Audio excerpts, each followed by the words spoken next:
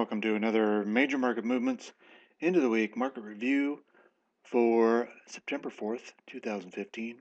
I'm Quad G. In this video, we're covering the equity markets, some of the commodity markets, the 10-year note, and the some crude oil, and coffee also. Excuse me. So jump right in here to look at the Dow. Here's a 5-minute chart just showing you how it looks to me as though this could be an initial impulse down. We got only 3 waves up, corrective move, so that's a subwave 2, I think, or possibly an A. And then we've got, it looks like another impulse down. This could be a sub 1 or part of a larger B, extended B, with a wave C up next week. Whatever the case, whatever kind of bounce we get next week could be the highest bounce of all of next week. And it could come up here and fill in, preferably fill in some of this manic drop, this gap down on the day. Maybe come up here to 16,300 or so, top out, and then start dropping again. I also wanted to point out how right here at about 16,301 to roughly 16,336, somewhere in there, you can see that range. The market has spent very little time in there. It's been shooting just upwards and downwards several times, right through that zone, not spending more than a minute or two in that area. So it would be nice to see the market come up, calmly come up, fill that area, just to fill up that mess, and then start to a new downward trend. By the way, the markets will be, equity markets will be closed on Monday for Labor Day, United States stock market. I do think that the some of the Globex futures markets will be open. FX markets will probably be open. Because it's mainly just a U.S. holiday. So coming Tuesday, I think we'll see a pop up in the equities, maybe fill in this area, and then turn right back around and start falling off very strongly. The Bollinger Bands are wide open. Both of them are upper and lower Bollinger Bands are heading downward. So that's bearish. The 200 DMA is starting to turn over here. It's starting to head down. This is the red line here. And if you go back, since, how far back is this going to give me?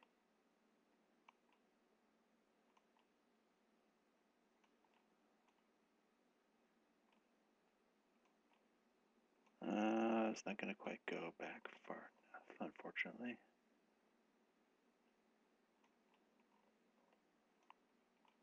Well, this has been, this turnover and downward move in the 200 DMA is really the first time it's done that since the 2009 low.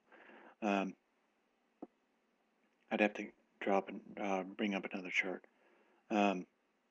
So that's a very strong bearish sign that this market has turned down very strongly and maybe put in a major top.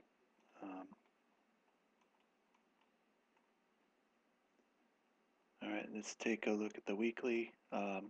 Last week, massive hammer candle, and like I showed you in previous times, massive hammer candles don't always produce the kind of results that you would expect. Like, for example, here, this was a larger hammer candle on a percentage basis back here in the middle of September in 2008. And the following week saw no follow through to the upside, and said it came back in. It's an inside negative week. The following week after that, we did come down and we closed underneath the hammer candle, and then the the very week after that, we had the massive sell-off. Could we be repeating the same thing this time around? Absolutely. Here we have this major candle, no fall through to the upside, inside negative week. Next week, we could see this price come down and possibly close underneath the hammer candle, and that could trigger a massive slide thereafter.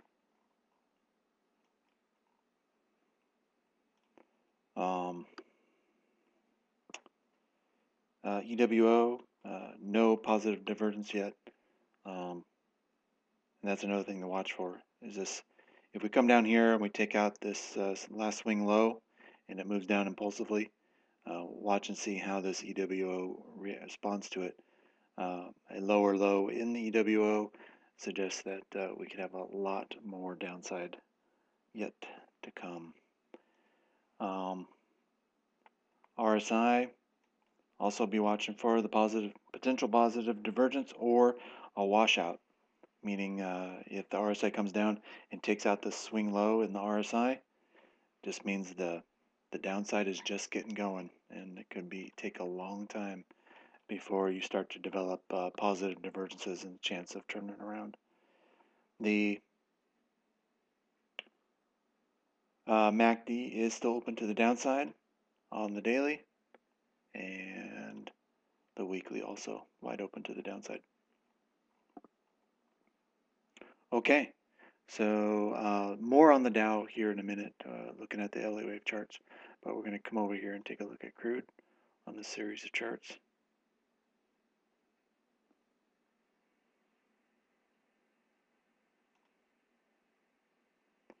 Let's move to 1 hour. Yeah, 1 hour. So far, this move to the upside, it looks to me, and I know some will argue, but I'm just telling you what it looks like to me. It does look like a corrective structure to the upside. It looks like a double zigzag with a wave A, B, C, an X wave, and then an A, B, C up for a completed 7-wave move, double zigzag. And now I suspect this is a wave A or a wave 1 to the downside. This is a B wave, and then we're working on a wave C to the downside, or possibly a wave 3 to the downside. I don't think the crude oil market has come into a major low yet. I do think we could still see a lower low in this market, and the next move down could have started already. We did last week. We did get the nice outside double key reversal. Got a little bit of fall through this week, but not very much. Not as much as you would expect from such a strong candle, but that's okay.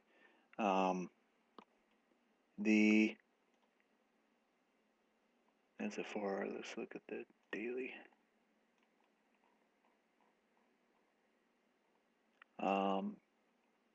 EWO, wanted to point out here that the height of this higher high in the oscillator, that level is well above the last series of 3 highs, previous higher highs in the price right here, way back up here. So we definitely have our positive divergence on the top side of this oscillator in. So I suspect that if we do come right back down here in the crude oil price, and it'll probably be a very choppy move to the downside, it will develop a positive divergence on the bottom side of this oscillator. And as you can already see, we have a positive divergence already set up from all the way back here in early 2015. So another lower low in the price could still maintain that positive divergence in the oscillator for looks like a double, which would be good. Good for a potential major bottom to be produced. The RSI still also has a positive divergence on the top side compared to the last swing high. This swing high is lower than the last swing high, but the oscillator here has come up and taken out the last high of the last swing high in the oscillator, making a higher high in the oscillator, even though the price is still at a lower high. That's a positive divergence on the top side. That increases the likelihood that the next time the price goes down and makes a lower low, that's going to set up a positive divergence on the bottom side, and that's going to help support the market going forward out of what could potentially be a major low. My MACD went away. Oh shoot! Darn it! Didn't want that. Go up here. Studies.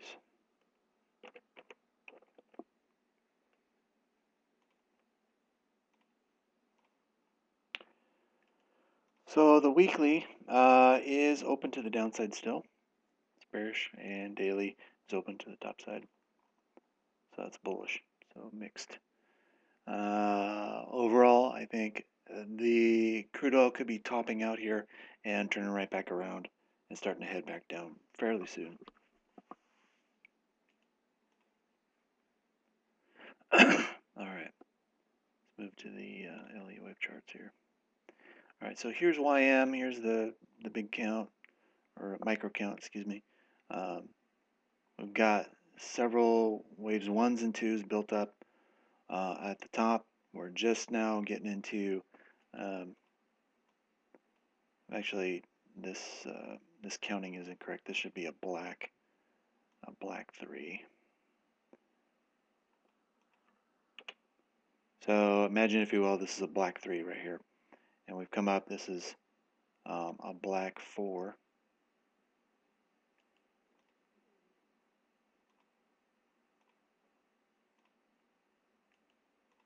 As a sharp, and now we're working on the wave 5 of 3 to the downside, or as I said here, something horrifically worse.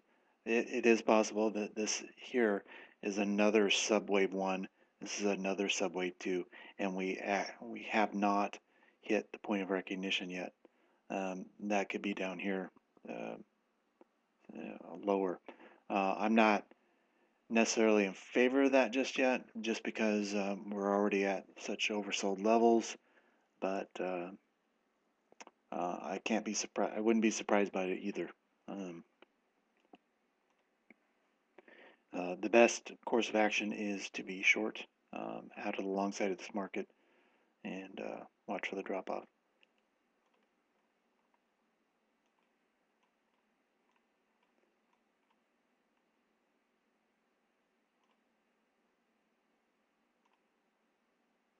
All right, so here's the NDX 100. You can see we've got a wave 1, wave 2, got our wave 3, wave 4 sharp pop up, back tested the blue trend line, and now I'm expecting another 5-wave series to the downside into wave 5. I expect the market to remain underneath that blue trend line for now. Here is the Nikkei. Same idea pretty much. Wave 1, wave 2, wave 3, wave 4. Now working on wave 5 to the downside. With this is just sub 1, sub 2, and then another sub 1, sub 2. Might get a sub 2 bounce early next week, and then 3, 4, 5 of 3. And then after 3, we get another wave 4 pop up, and then another 5. So still plenty of room in the count for more downside. Here is the Hang Seng, another index, Chinese market index. Here's a couple different counts that I see. Is we got a wave 1, a wave 2, irregular flat, running flat. Wave could be a wave 3 down, could be a wave 4 because it is sharp looking, and this could be wave 5 of 1. And it could be completed 5 waves down. That's absolutely possible. If true, then we need to see a 5-wave or a 3-wave move back up here into wave 2, 3-wave move, and it most likely will come back into the previous wave 3, 4 zone, before turning right back around and heading back into wave 3, a stronger wave 3 to the downside. That's certainly very possible. However, there's another possibility I see here, is that we've got wave 1, wave 2, sub 1, sub 2. This is a point of recognition gap to the downside, and we are seeing wave 3 right now. We might get a small bounce into wave 4, and then wave 5 of 3 to go. So this is the alternate count that I just pointed out to you, is just a more aggressive way of counting. The original count, 1, 2, 3, 4, 5, certainly very possible. There's absolutely nothing wrong with it, and could give a larger bounce up. So I think it primarily depends on if the market keeps below this low right here, and that low is at 22,836. So if you see the market come up and in one impulse or higher than that level, then more than likely it is a start of a three-wave move, corrective move up as wave 2. Could come back into the 3-4 zone. There is this gappy action right up here. Wave 2 could possibly come all the way up to fix that, repair that damage before dropping down. That's another possibility.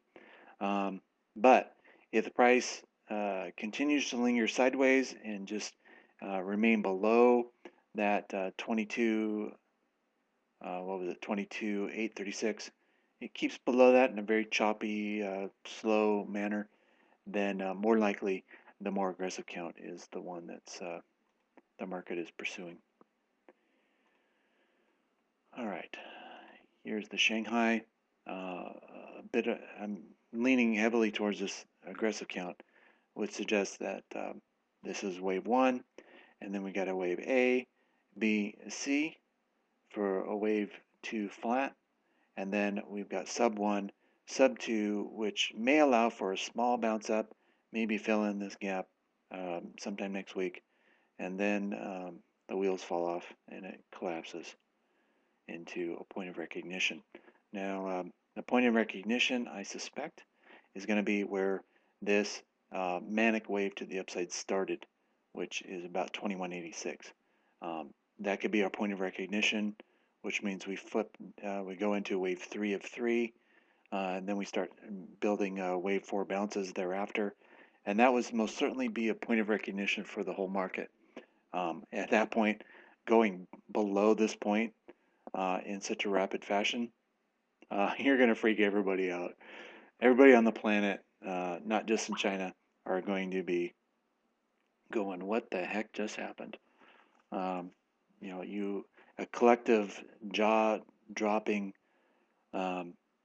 move in the market that gives everybody that collective gasp of, oh my gosh, what happened? That is for sure a point of recognition across the board, and very well could happen. We'll watch and see. Here is the IWM, which I use to count the intraday moves on TradingView. Ending diagonal count played out nicely, and now we're just starting this impulsive move to the downside. We may have reached the point of recognition already, and we got 3s and 4s starting to play out going forward. Really nice action. We got the left shoulder, right shoulder, head. Here's the neckline broken. Then we see the fall off. The orange trend line here, perfectly formed rule of 4 breakdown. We got wave 1, or excuse me, that orange trend line was tested once, twice, 3 times, broke down through the 4th time. Just perfect execution. Bounced up to backtest the orange trend line for wave 4. That's nicely done. Now expecting wave 5 of 3, maybe a wave 4 and then another wave 5 to complete the impulsive series to the downside. So, but as you can see, certainly more room to the downside is possible in the count. Is there more of an a more aggressive count? Excuse me, in this market? Sure, it's possible we could count it as another subwave 1. This could be a sub 1, sub 2, and point of recognition is way down here. Certainly possible. We'll see what the market gives us. For now, it's certainly bearish, worthwhile being on the short side. Here is the longer term count. In this, out of any of the other indexes, this one produces a pattern that looks more like an ending diagonal than any of the other indexes. And if it is true that we have a wave 1, 2, 3, 4, 5 to the upside finished, then we could be starting a very strong impulsive move to the downside to completely wipe out that ending diagonal, which started all the way down here at the 2009 low, right up here, right around 340. We're at 1136 right now, so plenty of room to the downside. If this is ending diagonal, that's the way this cookie could crumble, and it would be very shocking and painful for many.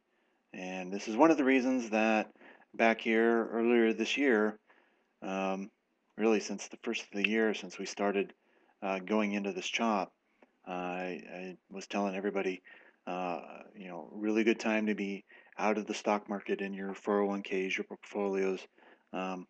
It's um, it's looking toppy and going to be turning around here soon. The upside, the advantages of being long to the upside were very small compared to the horrific sell-off that could be coming. And I think we're just starting to realize that.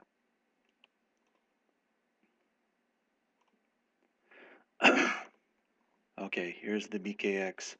5-wave move to the upside complete. We're just about to completely retrace that 5-wave move. So we have a 5 up and 5 down at a minimum, possibly much, much more. We've got wave 1, wave 2, 3, or wave 1, wave 2, sub 1, sub 2, sub 3, sub 4, and now we're working on sub 5 of 3 yet to go. So a lot more room to the downside in that count as well. Here is the larger term Elliott wave count, wave A, wave B finished, working on wave C. So complete route in the financial sector. This is major deflationary stuff here, folks. Where are you going to put your money? The banks are going to be in trouble if this count is correct.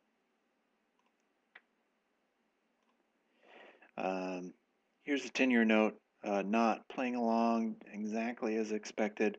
I was thinking there was a good chance that this orange trend line was going to break down, but it's starting to creep up a bit higher. So it makes me think that while the stock market movement is continuing to be to the downside, you're going to get that Pavlovian response back into cash, back into treasuries.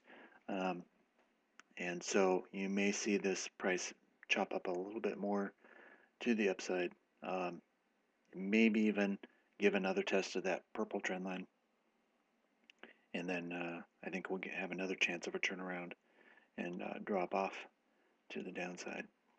Major top here, we got wave 2, a sub 1, sub 2, and 3 of 3 to go to the downside.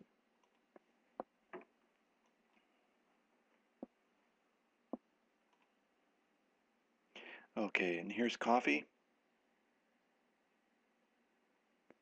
Here's a longer term count. I do expect that we could be in 5 of C, B, or 2 to the downside, and once complete, I think a major rally could be seen from there. Here's the shorter term count. I don't have it completely filled in, but this leg to the downside here is, let me zoom in and on for you,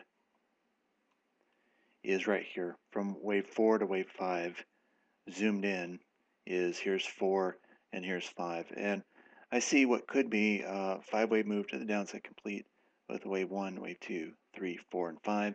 We just have not realized some fall through to the upside. And once we see an impulsive move right back up to a wave 4 or higher, that high in the price is about 126.85. We see a move back up to that point, then that should confirm that this impulsive move to the downside is finished, and we could start a major rally to the upside. Okay, that is it for our peripheral coverage of the markets. I hope you all have a great weekend, and we'll be talking to you later. Adios.